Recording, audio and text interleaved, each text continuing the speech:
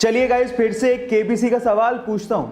आप लोगों ने नोकिया कंपनी का नाम तो जरूर सुना होगा और नोकिया मोबाइल आपने या आपके किसी फैमिली मेंबर ने यूज भी किया होगा। मेरा सवाल यह है कि नोकिया कंपनी या नोकिया मोबाइल का नाम नोकिया कैसे पड़ा? इसके पीछे का रीजन क्या है? नहीं जानते ना? तो चलिए मैं आपको बताता हूं। इसके पीछे का रीजन ये है कि नोकिया फिनलैंड का एक शहर है और ये वही शहर है जहां पर नोकिया के मोबाइल बनाए जाते हैं। इनफैक्ट नोकिया शहर की वजह से नोकिया कंपनी या नोकिया मोबाइल का नाम नोकिया पड़ा। है ना अमेजिंग फैक्ट? चलिए गाइस, एक सवाल पूछता हूं। मेरा सवाल यह है कि पूरे एशिया में पहली इलेक्ट्रिक स्ट्रीट लाइट कौन से शहर में लगाई गई थी और कब लगाई गई थी? क्या इसके बारे में आप जानते हैं? चलिए मैं आपको आपकी नॉलेज के लिए बता ही देता हूं। पूरे एशिया में पहली इलेक्ट्रिक स्ट्रीट लाइट 5 अगस्त 1905 को भारत के बेंगलोर सिटी में लगाई गई थी। So guys, proud to be an Indian. Guys, अगर मैं आपसे सवाल पूछूं कि हमारे सोलर सिस्टम का यानी कि हमारे सौर मंडल का सबसे हॉटेस्ट प्लैनेट कौन सा है, तो आप लोग क्या जवाब देंगे? मे बी आप में से बहुत सारे लोग बोलेंगे कि सन के पास जो प्लैनेट होगा वही सबसे हॉटेस्ट होगा, यानी कि ज्यादातर लोग मर्क्यूरी यानी कि बुध ग्रह का नाम लेते हैं। लेकिन यह आंसर बिल्कुल गलत है।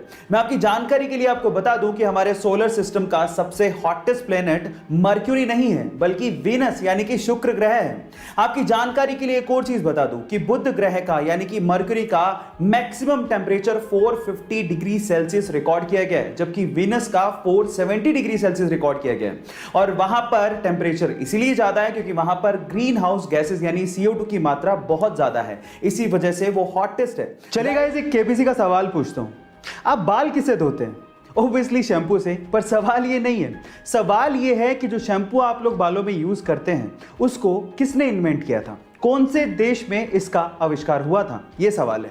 क्या आप जानते हैं? चलिए मैं आपको बताता हूं। शैम्पू का आविष्कार किया गया था हमारे ही देश इंडिया में। जी हां गाइस, और इसके बारे में एक और इंटरेस्टिंग चीज बताता हूं। जब तक शैम्पू इन्वेंट नहीं हुआ था, लोग अपने बाल मिट्टी से धोया करते थे।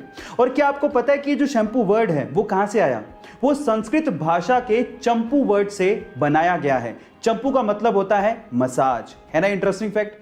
जब आप 21 साल के थे तो आप क्या कर रहे थे? या आपके आसपास अगर कोई अभी 21 साल का है तो वो क्या कर रहा होगा? ऑब्वियसली वो अपने हायर एजुकेशन के बारे में सोच रहा होगा और फिर उसके बाद वो जॉब के बारे में सोचेगा। लेकिन 21 साल की उम्र में ही जयपुर राजस्थान के मयंक प्रताप सिंह इंडिया के सबसे यंगेस्ट जज बन गए हैं। जी हाँ गाइस, मयंक प्रताप सिंह ने अपनी LLB के जस्ट बाद राजस्थान का RJS यानी कि राजस्थान जुडिशियल सर्विस एग्जाम दिया और उसे पहले ही अटेम्प्ट में बिना कोचिंग के सहारे निकाल दिया। गाइस, अगर अगली बार आपसे कोई पूछे कि इंडिया का यंगेस्ट जज कौन है तो नाम याद रखिएगा, मयंक प्रताप सिंह। ऐसी अमेजिंग वीडियोस के लिए YouTube पे हमारे चैनल को सब्सक्राइब कर लीजिएगा और अगर आप Instagram पे देख रहे हैं तो मुझे फॉलो करना मत भूलिएगा। मिलते हैं अगली वीडियो में।